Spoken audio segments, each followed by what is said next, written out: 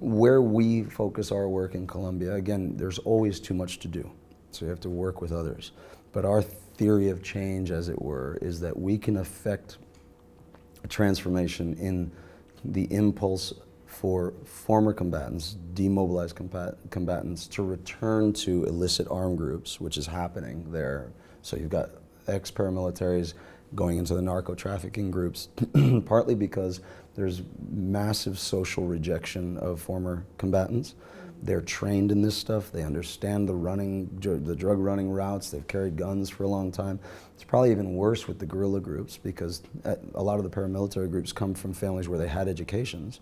A lot of the guerrilla members do not.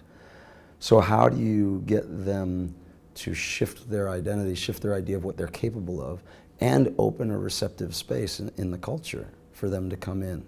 So there's a process of reconciliation that has to happen, obviously, where the victims and the victimizers have to go through this process of restitution, restoration, and then re-identification of one another, which is a real challenge.